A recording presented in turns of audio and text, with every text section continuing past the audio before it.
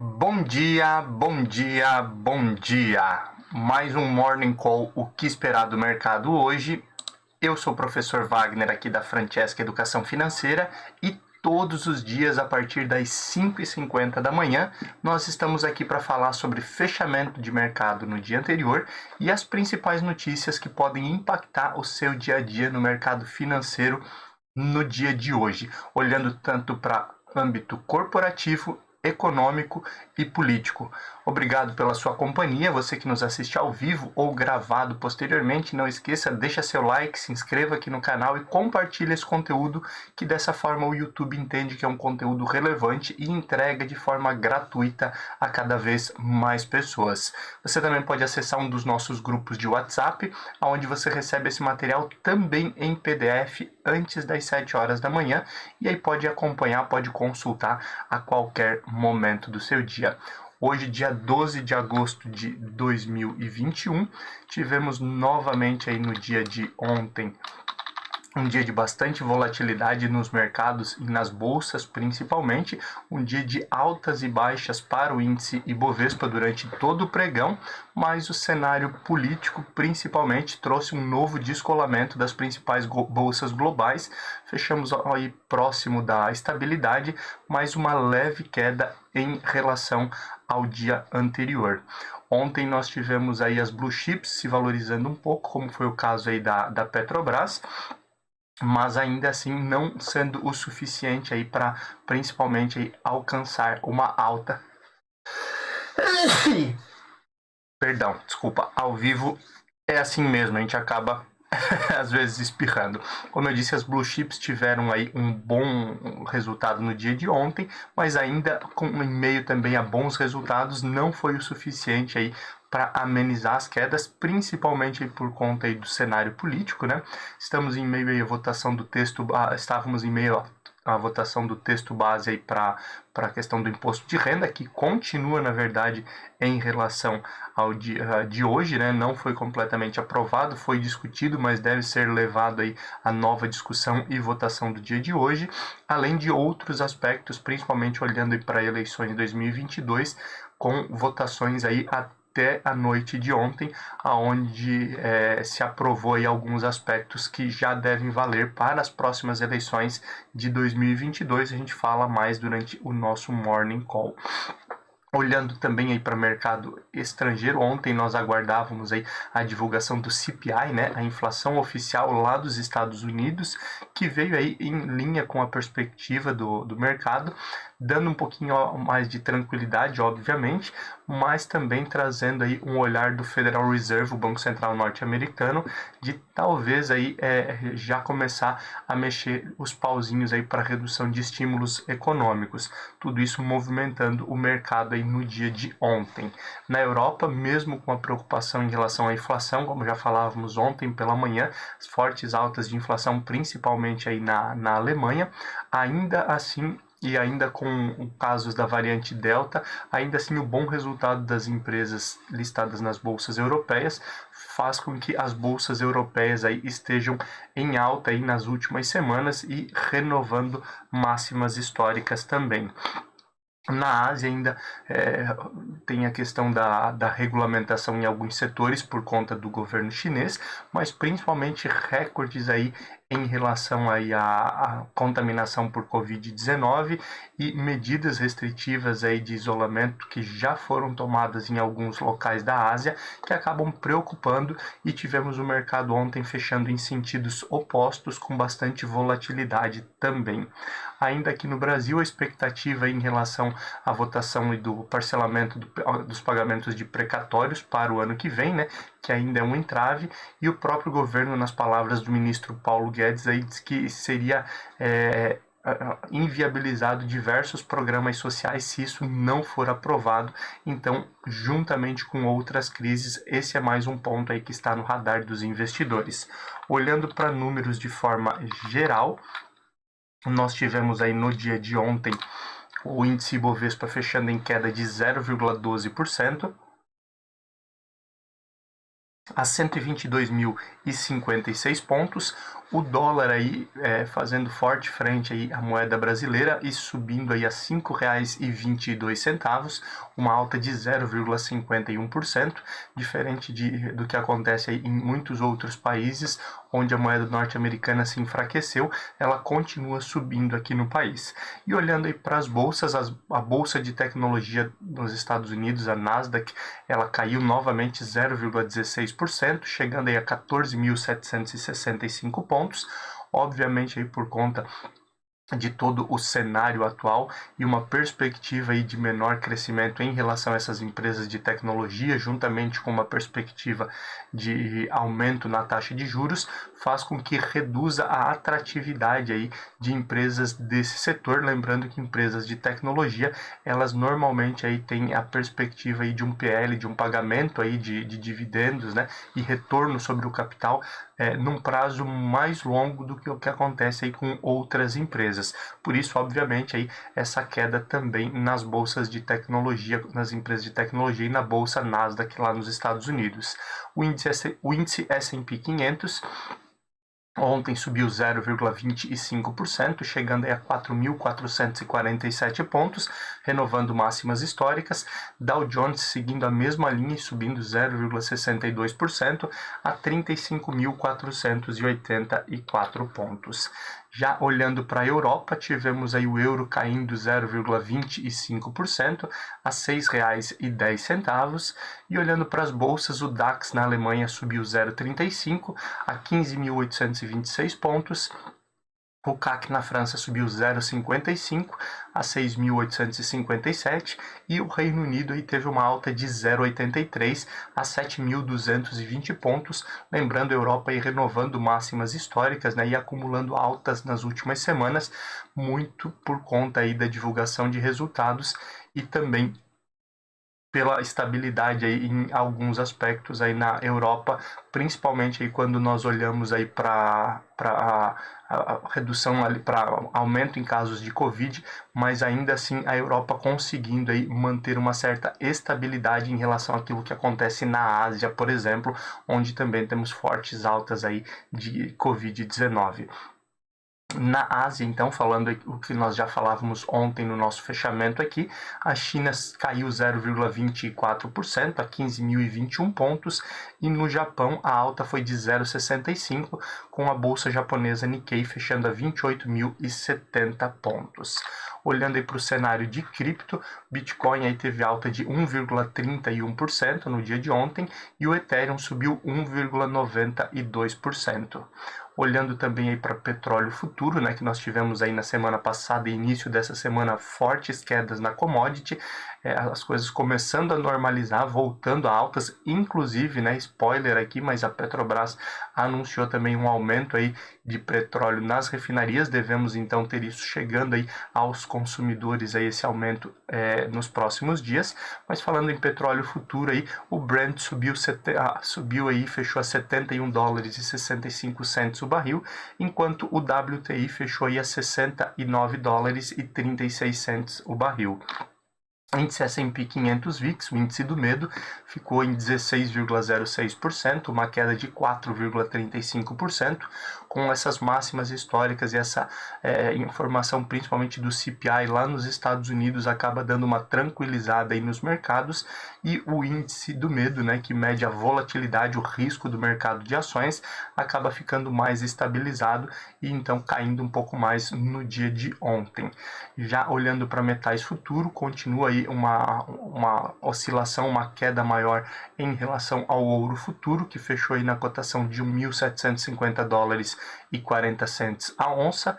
O alumínio futuro aí chegando a $2.586,25 e o ferro refinado continua oscilando bastante, negociação futura aí de ferro refinado a $169,06. Lembrando aí uma forte tentativa da China já nas últimas semanas, últimos meses aí, de controlar o preço do minério de ferro lá na bolsa de Dalian, o que muitas semanas eles têm conseguido, e o objetivo da China com isso é reduzir a inflação para sua indústria, né, reduzindo também então o preço aí do minério de ferro na importação lá para a indústria chinesa, que que é a maior importadora atualmente aí de minério de ferro, principalmente importando aí do Brasil, como é o caso da Vale, e a maior exportadora do mundo, que é a Austrália, então sofrendo aí nesse sentido com essa oscilação no preço de minério de ferro. Olhando aí para as principais altas do índice Ibovespa no dia de ontem, como nós sempre temos aqui, BIF3, que é Minerva, né, frigorífico aí, subindo 14,65% no dia de ontem, chegando aí a R$ 9,94. A gente fala um pouquinho mais sobre isso aqui lá no nosso fechamento, mas um dos pontos aqui que foi discutido e levou a essa forte alta no dia de ontem foi a expectativa, né, ou a possibilidade aí de um fechamento de capital de BIF3 de Minerva e talvez aí chegando então as ações aí nesse fechamento aí a R$ 12, e isso fez com que o mercado reagisse positivamente com essa alta no dia de ontem. Quem também subiu forte ontem foi HGTX3, loja Zering, que subiu 3,53%, chegando a R$ 37,81.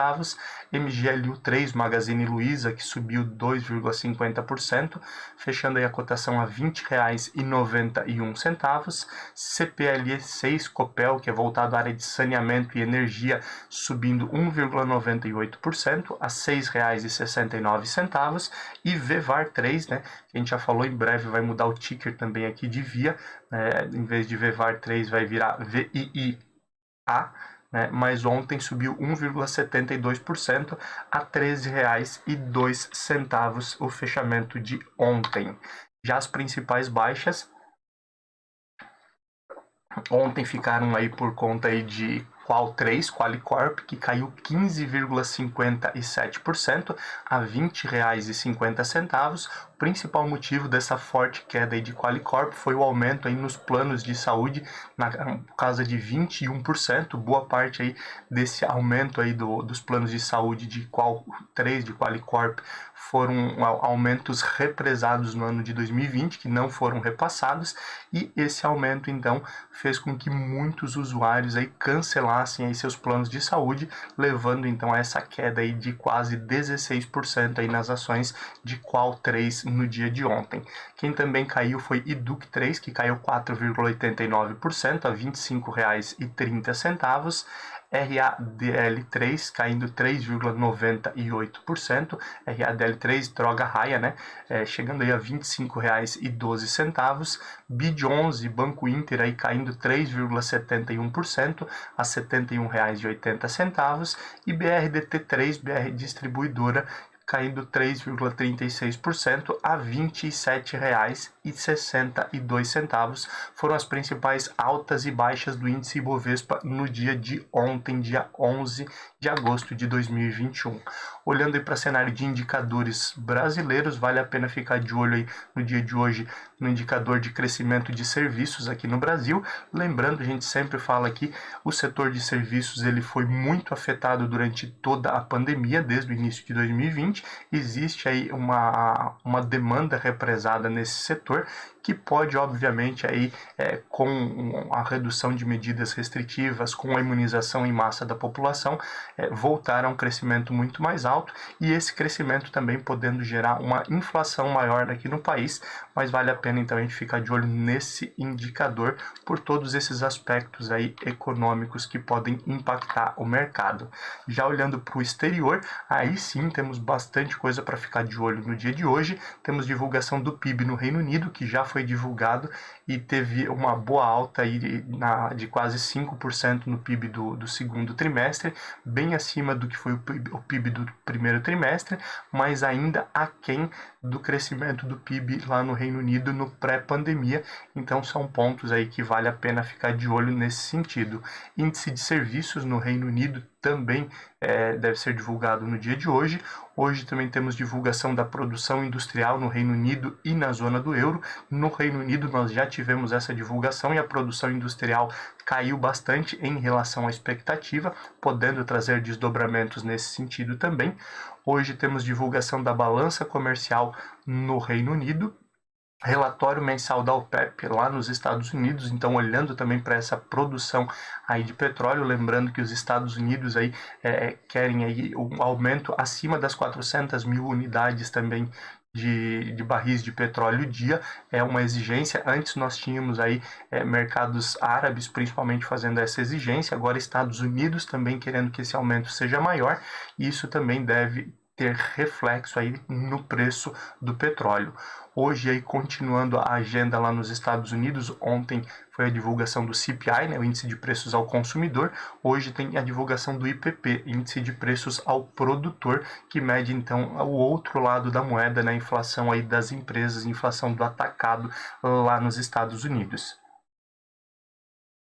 Continuando, nós temos aí também hoje a divulgação do sentimento do consumidor, da confiança do consumidor, né, lá no Reino Unido, na França e na China. Então também vale a pena ficar de olho aí nesse sentimento do consumidor, e também os pedidos iniciais de seguro-desemprego lá nos Estados Unidos. Bastante coisa aí para a gente ficar de olho e que podem impactar o mercado no dia de hoje.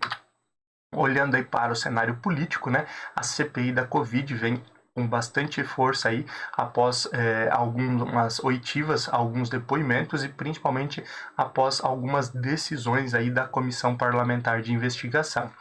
Um dos pontos aí é o laboratório que produz aí a ivermectina, o diretor do laboratório, Jailton Batista, se não me falha a memória, esse é o sobrenome dele, ele confirmou que o laboratório ele pagou as peças publicitárias em apoio aí ao uso do medicamento e ao tratamento precoce, né? Foram mais de 700 mil o valor aí que foi investido. O laboratório é a VitaMedic e foram 717 mil, né, que foram publicadas aí ações em defesa aí desse tratamento precoce, e a empresa aí nessa negociação ano contra ano ela mais do que dobrou seu faturamento, principalmente aí por conta aí da venda de ivermectina aí para o consumidor final aí nas farmácias, né?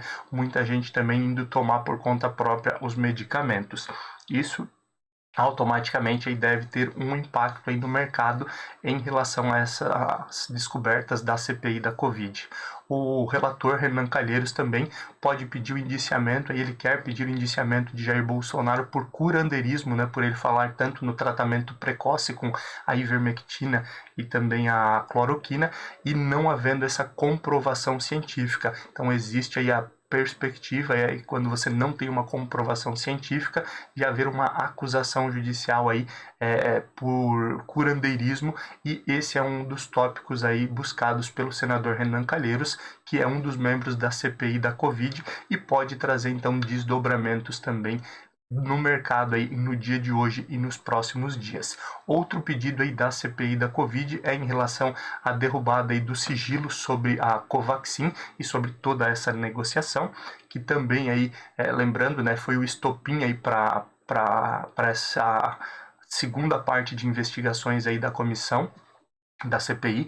O primeiro ponto era investigar a utilização de recursos, mas posteriormente, após algumas denúncias e avaliações, acabou sendo prorrogada a CPI, indo investigar principalmente aí os contratos de compra de vacina, né? E o primeiro pontapé aí nesse sentido foram os contratos da Covaxin, que depois, inclusive, foram cancelados aí pelo governo brasileiro depois dessa investigação e de supostas irregularidades. Ainda em meio a essas supostas irregularidades que foram apontadas inicialmente lá pelos irmãos Miranda, o Luiz Flávio Miranda, né, que é não é o deputado Luiz Miranda, e o irmão Luiz Flávio Miranda. O Luiz Flávio Miranda é membro do Ministério da Saúde, que teria alertado o presidente Jair Bolsonaro. Depois o Luiz Miranda, deputado, veio a público aí e criticou diversos aspectos, informando na CPI também que havia sido falado aí com o presidente Jair Bolsonaro. E aí chegamos ao último ponto aqui para falarmos sobre a CPI da Covid no dia de hoje, que a CPI aprovou a acariação entre o ex-ministro da Casa Civil, o Onyx Lorenzoni, que hoje está cuidando do novo Ministério do Trabalho e Previdência, né? E também do deputado Luiz Miranda. O depoimento do Luiz Miranda aí trouxe algumas informações, que foram divergentes daquilo que foi tratado e falado aí por Onyx Lorenzoni. E a acariação é basicamente esse debate, né? Colocar um frente ao outro e aí pedir esclarecimentos em relação aí aos seus depoimentos. Isso também deve trazer diversos desdobramentos aí e mexer bastante aí com o cenário político. Mexendo com o cenário político, a gente sabe que mexe diretamente aí com o mercado financeiro também. Continuando aqui, já que temos bastante coisa para falar do cenário político, desde a volta aí, principalmente aí do recesso parlamentar, um novo relatório aí sobre o imposto de renda à pessoa jurídica, né, prevê a redução do imposto aí já para 6,5% do IRPJ aí, em 2022. O relator ali, o Celso Sabino, fez algumas mudanças ali, principalmente porque havia um descontentamento e muitas situações estavam sendo barradas aí na Câmara. Ele fez novas mudanças e deve ser levado novamente para votação essa semana. Então, essas mudanças aí na questão do imposto, a reforma no imposto de renda, tanto para a pessoa física, mas principalmente para a pessoa jurídica, que mexe também com a arrecadação do governo e principalmente a arrecadação de estados e municípios, e gera bastante descontentamento e deve ter novos desdobramentos nessa semana. O presidente Jair Bolsonaro, diferente daquilo que o próprio presidente da Câmara, Arthur Lira, falou no dia de ontem, né, que teria encerrado a discussão aí sobre o voto impresso. Ainda ontem o presidente Jair Bolsonaro voltou a criticar o Tribunal Superior Eleitoral e o processo eleitoral brasileiro na forma como ele está hoje, pedindo novamente a questão do voto impresso, né? A ideia do presidente Jair Bolsonaro, o discurso foi de que a maioria não confia na lisura do processo eleitoral. Isso foi comprovado aí por ter mais votos a favor do que contrários aí ao voto impresso, né? Mas o fato aí de se tratar de uma PEC, né, um projeto de emenda constitucional, existem então algumas regras aí que são obrigadas aí a serem levadas em conta, principalmente aí nesse uso. A votação foi 229 votos a favor e 218 votos contrários, mas é necessário 2/3 da Câmara, então 308 votos, né, para aprovação de uma proposta de emenda constitucional. O único alerta que a gente faz aqui é que essa discussão e essa fala do presidente Jair Bolsonaro, ela mexe com alguns detalhes aí que estão dentro do protocolo, dentro da legislação, né, que prevê aí, emendas constitucionais aí, tendo essa necessidade, inclusive, da aprovação em 2 turnos, e qualquer mudança nesse sentido gera aí uma jurisprudência, né, um argumento jurídico para que outras votações também, pelo fato de terem maioria e não alcançarem aí os 2/3 da Câmara, pudessem aí ser questionadas tanto aí no futuro quanto votações passadas. Mas isso tudo aí deve movimentar bastante o mercado ainda nos próximos dias, por conta aí desse atrito entre judiciário e também o presidente Jair Bolsonaro. Continuando, a Câmara de Deputados ontem aí cassou então o mandato da Flor de Lis, né? Lembrando, a Flor de Lis, ela foi acusada lá da morte do marido, né?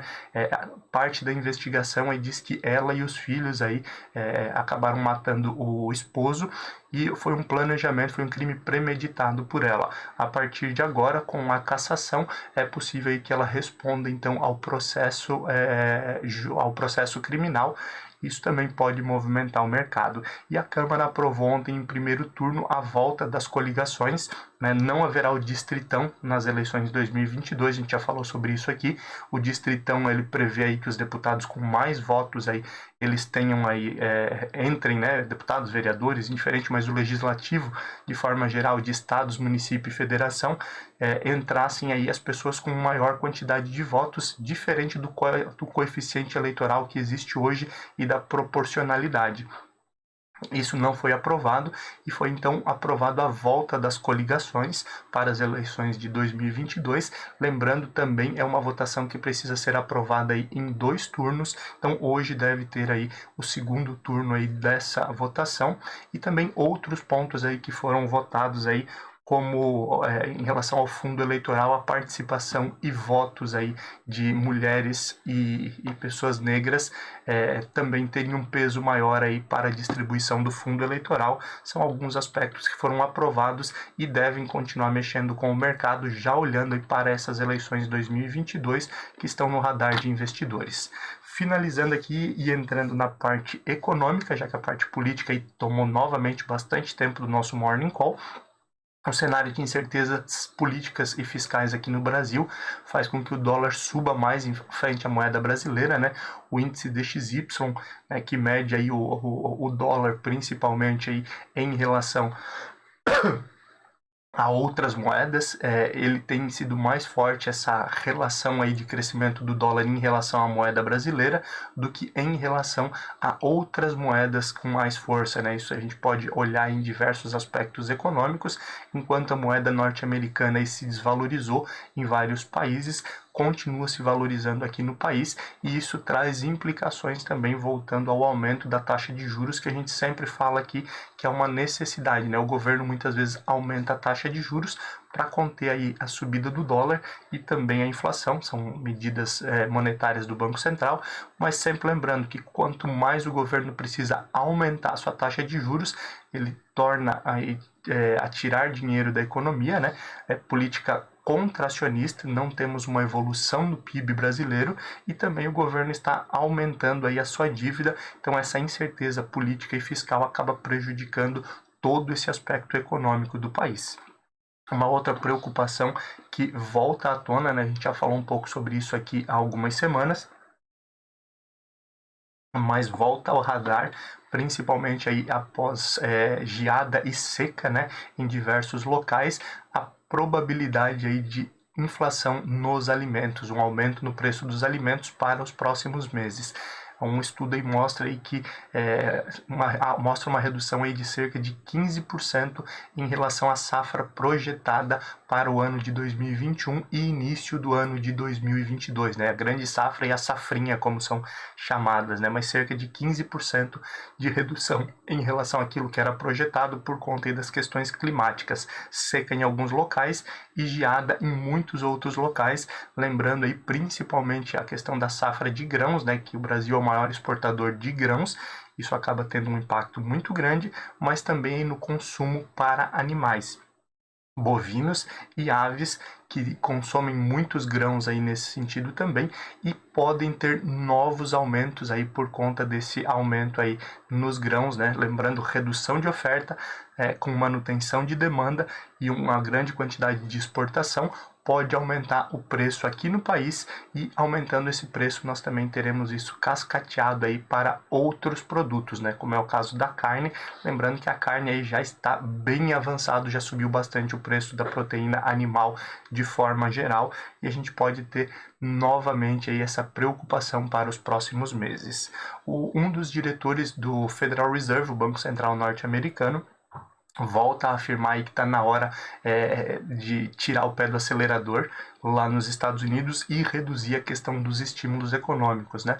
Não seria o momento ainda de mexer em taxa de juros, mas a redução dos estímulos econômicos já deveria ser anunciada em setembro. Ele volta a frisar essa questão para iniciar no mês de outubro. Lembrando, atualmente aí o Banco Central norte-americano, o Federal Reserve, ele compra aí cerca de 120 milhões aí em títulos todos os meses, né? Dessa quantidade, cerca de 60% aí são títulos públicos que ele está recomprando, mais 40% aí, em média, aí, são títulos privados, muitos deles aí títulos de bancos, voltado à questão de hipotecas também, e isso aí traz uma preocupação em relação à bolha, né, como aconteceu lá no ano de 2008, 2009 nos Estados Unidos, aquela bolha imobiliária que acabou afetando vários outros países também. E existe, obviamente, um risco maior nesse sentido, e a ideia do Federal Reserve, ou de parte dos diretores do Federal Reserve, começar a reduzir os estímulos, a reduzir a recompra desse tipo de títulos, né? Esses títulos aí voltados aí ao setor privado lá nos Estados Unidos, diminuir de forma gradativa para que daí sim vá tirando o pé do acelerador aos poucos, mas isso aí pode, obviamente, aí mexer com o mercado como um todo. Lembrando, estamos falando da maior economia do mundo e a redução de estímulos por lá pode também aí influenciar a redução de estímulos em outros locais e termos uma redução em relação a essa retomada pós-pandemia.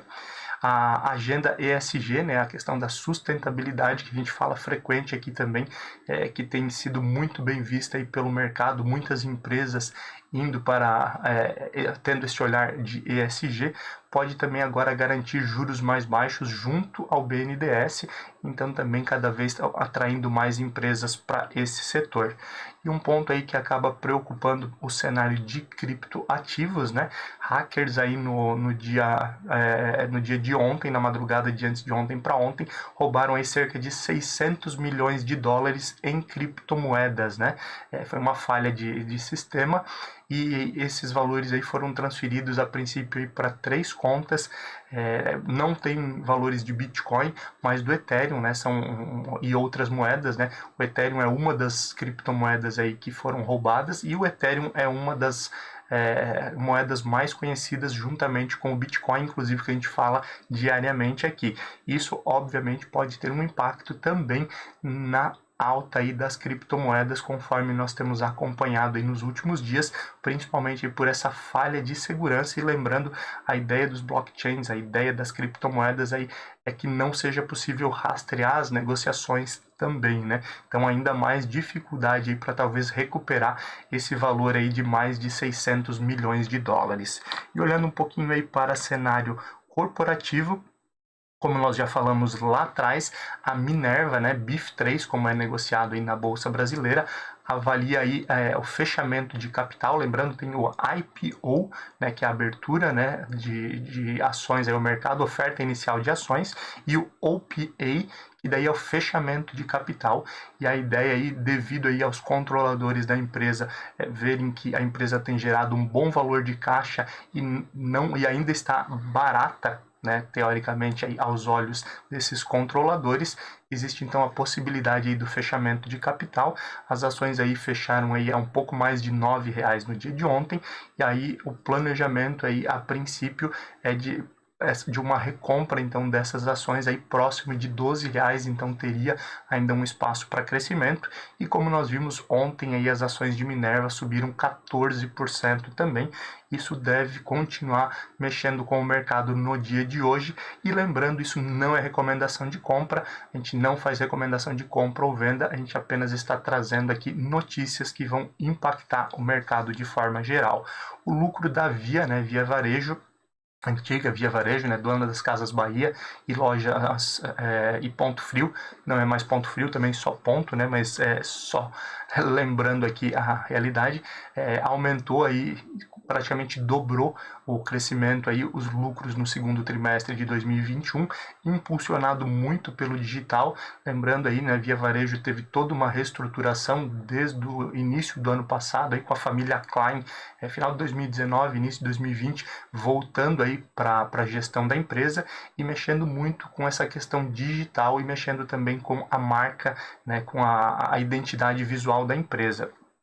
E esse lucro aí chegou então a 132 milhões, dobrando o lucro aí no segundo trimestre de 2021. Ainda nessa pegada aí de divulgação de resultados, nós tivemos aí divulgação de Banco Inter no dia de ontem, que aumentou os lucros em quase 600% no segundo trimestre. E olhando para essa realidade, esse olhar aí de bancos digitais, um estudo mostra aí que 42% dos brasileiros já têm contas em bancos digitais, né? E isso mostra também uma preocupação aí que deve vir das principais instituições financeiras do Brasil, que terão que se adequar ou tentarão aí buscar aí parte dessa fatia, e o Open Banking, outras situações que surgem aí, também vão deixar esse mercado cada vez mais concorrido, e esse cenário corporativo, e principalmente de grandes bancos, tende também a ter maiores dificuldades. A JBS, né, falando em frigoríficos, nós estamos aí com divulgação aí de resultados, né, tivemos a questão de Minerva, tivemos também Marfrig, que divulgou resultado essa semana, e JBS também divulgou recorde aí de lucros, também com a expansão lá para os Estados Unidos, a retomada nos Estados Unidos e também na Europa e principais setores em que a JBS aí teve maior crescimento, e ela anunciou também pagamento de dividendos após esse lucro recorde. Eletrobras também, que entra no radar aí da possível privatização, desestatização e privatização, né, como a gente sempre vem falando aqui, também teve um crescimento aí de quase 450% no lucro no segundo trimestre de 2021, e isso tudo pode movimentar o cenário corporativo no dia de hoje também. E a divulgação de resultados do segundo trimestre, que a gente vem falando bastante aqui, hoje tem bastante empresa para ficar de olho. A gente tem divulgação de resultados a princípio de Bemob, Sabesp, CPFL, Aliar, Alupar, Arezzo, Azul, Bradespar, Energisa, Ezetec, Hidrovias Brasil, MAL, Neogrid, Rumo, Sanepar, Sequoia, Simpar, SLC Agrícola, Tecnisa, Unipar, Cirela, Banrisul, Lavi, Grupo SBF, Trisul, Grupo Mateus, Curry, CCR, Marisa, BRF, Mills, Natura, Wiz, BR Malls, Magalu e Lojas Americanas, os dois tickers aí de Lojas Americanas, né? Amer 3 e Lame 3, Lame 4 também.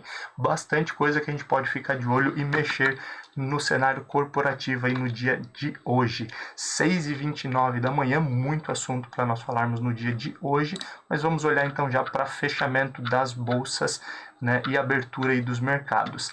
Inicialmente olhamos sempre aí para a Ásia, nós temos aí as bolsas chinesas já fecharam, né, uma queda aí de 0,79% na bolsa da China, que fechou aí a 14.901 pontos, principalmente aí com esse aumento aí de casos de Covid lá na Ásia, que tem preocupado bastante, mesmo com medidas restritivas. Estamos aí com recorde de contaminações lá na Ásia. E o Japão, a bolsa Nikkei, que vinha fechando aí em alta aí durante essa semana, caiu 0,20%, também já fechada, e fechou em 28.015 pontos, olhando aí para esse mesmo cenário. Olhando para o restante dos mercados, a abertura aí principalmente na Europa e Estados Unidos, bastante oscilação nas primeiras horas, né? As bolsas aí em alguns momentos em queda, alta, sem um sentido definido ainda, mas uma perspectiva inicial de alta, mesmo em meio aí a algumas divulgações lá no Reino Unido aí que vieram abaixo da expectativa. Olhando então especificamente, nesse momento aí o DAX na Alemanha sobe 0,25, o CAC na França sobe 0,15 e o Reino Unido aí está lateralizando negativo, caindo quase 0,1%, também aí por conta aí de alguns indicadores que vieram aí abaixo da expectativa. Pré-market dos Estados Unidos, que até poucas horas atrás estava aí numa perspectiva aí de queda, nesse momento aí virou. Nós temos Dow Jones subindo 0,10, S&P 500, que também estava negativo, está no 0 a 0 nesse momento, e Nasdaq, a bolsa de tecnologia, seguindo a mesma tônica dos últimos dias, e nesse momento aí caindo 0,10%. Óbvio, o mercado é soberano, qualquer notícia e qualquer dos indicadores que nós falamos que vale a pena ficar de olho no dia de hoje, que tragam notícia positiva, podem mudar o mercado para positivo ou negativo, né, se a notícia for ruim. Índice Ibovespa aí deve seguir as bolsas norte-americanas, mas lembrando, o cenário interno já trouxe durante 2 dias aí dessa semana um descolamento em relação às bolsas internacionais, mas a perspectiva aí de crescimento e também aí com a divulgação de balanços aí, talvez tenhamos um dia mais tranquilo para o índice Ibovespa. Muito obrigado aí pela sua companhia.